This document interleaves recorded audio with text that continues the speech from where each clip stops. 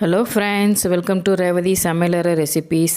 இன்றைக்கி நம்ம இந்த வீடியோவில் என்ன பார்க்க போகிறோன்னா, வாழைப்பூ தட்டைப்பயிறு குழம்பு எப்படி செய்கிறதுன்னு பார்க்க போகிறோம். எப்பயுமே நம்ம நார்மலாக துவரம்பருப்பு, பாசிப்பருப்பு இந்த மாதிரி பருப்பில் தான் நம்ம குழம்பு செஞ்சு சாப்பிட்ருப்போம்.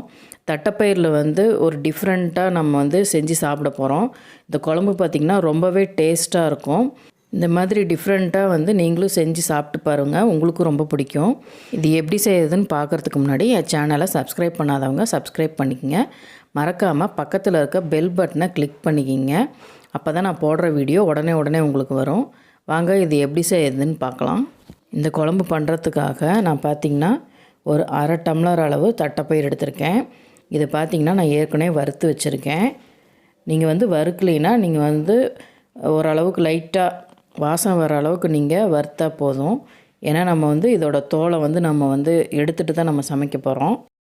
அடுத்து நம்ம இந்த தட்டைப்பயிரை நம்ம மிக்ஸி ஜாரில் போட்டுக்க போகிறோம்.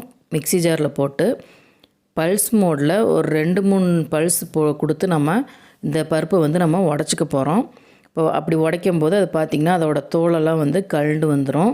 இப்போ நம்ம ஒரு முரத்தில் போட்டு உடச்சி நம்ம எப்பயும் போல் குழம்பு வச்சு யூஸ் பண்ண போகிறோம். இப்போ பார்த்திங்கன்னா இந்த அளவுக்கு தோல்லாம் நல்லா கழண்டு வந்துருச்சு பாருங்கள். இது மாதிரி உடச்சி எடுத்துக்குங்க. அடுத்து இந்த உடச்ச பருப்பை நம்ம முரத்தில் போட்டு புடைச்சோம்னா அந்த தோலெல்லாம் தனியாக வந்துடும். நம்ம அந்த மாதிரி யூஸ் பண்ணிக்கலாம். இப்போ பார்த்திங்கன்னா நான் புடைச்சி நான் எடுத்துகிட்டு வந்திருக்கேன். பார்த்திங்கன்னா தோல்லாம் கொஞ்சம் கூட இல்லை, கொஞ்சம் 1-2 இருக்க தான் செய்யும். அது ஒன்றும் பண்ணாது. அடுத்து நம்ம அந்த பருப்பை வேக வைக்கிறதுக்காக நம்ம அடுப்பில் தண்ணி வச்சுருக்கோம்.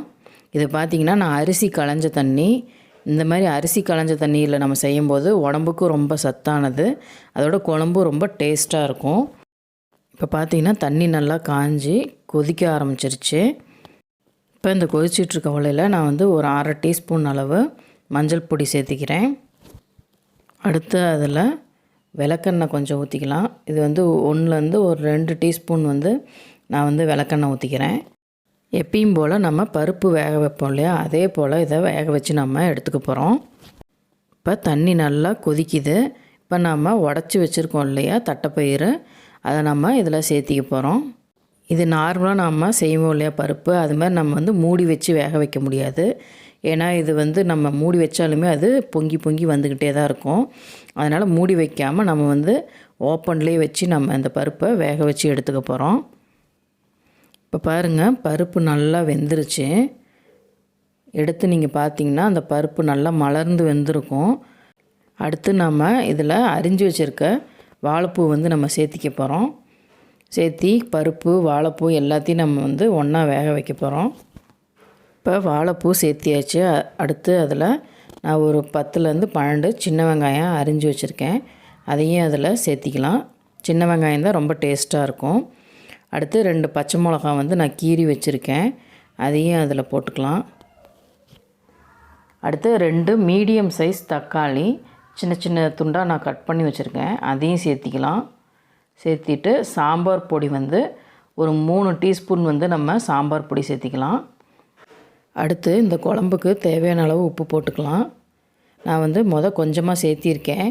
குழம்புலாம் நல்லா வெந்து ரெடியானதுக்கப்புறம் நம்ம உப்பு பார்த்துட்டு அதுக்கு தகுந்த மாதிரி நம்ம உப்பு சேர்த்திக்கலாம். இப்போ குழம்பு நல்லா கொதிச்சிட்ருக்கு. இப்போ நம்ம இதில் போட்ட வெங்காயம், தக்காளி, சாம்பார் பொடி இதோட பச்சை வாசம் எல்லாமே போய் நல்லா வெந்து ரெடியாகணும். அது வரைக்கும் நம்ம வெயிட் பண்ணணும். இப்போ பார்த்திங்கன்னா ஓரளவுக்கு வெந்து ரெடியாகிருச்சு. இப்போ இதில் இன்னும் கொஞ்சம் தண்ணி மாதிரி இருக்குது. இன்னும் கொஞ்சம் நேரம் நம்ம சுண்ட விட்டோம்னா கெட்டியாயிரும். இப்போ பார்த்திங்கன்னா ஓரளவுக்கு தண்ணி வற்றி குழம்பு கெட்டியாயிருச்சு. அடுத்து இதில் நம்ம ஒரு டேபிள் ஸ்பூன் அளவு நம்ம தேங்காய் போட்டுக்க போகிறோம். போட்டுட்டு தேங்காய் நல்லா கொதித்து வேகணும். வெந்ததுக்கப்புறம் நம்ம இன்னும் இந்த குழம்பை நம்ம தாளிக்கலை, கடைசியாக நம்ம தாளித்து இறக்கிக்க போகிறோம். தாளிக்கிறதுக்காக அடுப்பில் தாளிக்கிற கரண்டி வச்சுருக்கேன். அதில் ஒரு 2 டீஸ்பூன் அளவு எண்ணெய் ஊற்றிக்கலாம். எண்ணெய் நல்லா காஞ்சோடனே அதில் ஒரு 1/2 டீஸ்பூன் அளவு கடுகு போட்டுக்கலாம். கடுகு நல்லா பொரிய விடுங்க. அடுத்து அதில் 2 காஞ்ச மிளகாய், கருவேப்பிலை கொஞ்சம், என்கிட்ட காஞ்சது தான் இருக்குது, நான் காஞ்சது போட்டிருக்கேன், ஃப்ரெஷ்ஷாக இருந்தாலும் போட்டுக்குங்க. அடுத்து அதில் ஒரு 1/2 டீஸ்பூன் அளவு பெருங்காயம் போட்டுக்கலாம். பெருங்காயம் நல்லா பொரிஞ்ச உடனே இப்போ நம்ம இதை எடுத்து நம்ம குழம்புல ஊற்ற போகிறோம். ஊற்றிட்டு ஒரு 2 நிமிஷம் வந்து நம்ம கொதிக்க விட்டோம்னா நம்ம வாழைப்பூ தட்டைப்பயிறு குழம்பு ரெடி ஆயிரும். தாளித்து கொட்டினதுக்கப்புறம் ஒரு 2 நிமிஷம் வந்து அதை கொதிக்க விடுங்க. நல்லா கொதித்ததுக்கப்புறம் கடைசியாக வந்து அதில் கொத்தமல்லி தழை போட்டு நம்ம இறக்கிட்டோம்னா சூப்பரான தட்டைப்பயிறு வாழைப்பூ குழம்பு ரெடி ஆயிடுச்சு. இந்த குழம்பு பார்த்திங்கன்னா சாதத்துக்கு ரொம்பவே சூப்பராக இருக்கும். அதை விட நம்ம மீதி இருக்க குழம்பை வந்து இன்னும் கொஞ்சம் சுண்ட வச்சு நம்ம கோதுமை தோசைக்கு தொட்டு சாப்பிட்டோம்னா அதை விட இன்னும் சூப்பராக இருக்கும். இது மாதிரி நீங்கள் செஞ்சு பாருங்கள், உங்களுக்கு ரொம்ப பிடிக்கும். இந்த வீடியோ உங்களுக்கு பிடிச்சிருந்ததுன்னா லைக் பண்ணுங்கள், ஷேர் பண்ணுங்கள், கமெண்ட் பண்ணுங்கள். மறக்காமல் ரேவதி சமையலறை ரெசிபிஸ் சேனலுக்கு சப்ஸ்கிரைப் பண்ணுங்கள். தேங்க்ஸ் ஃபார் வாட்சிங்.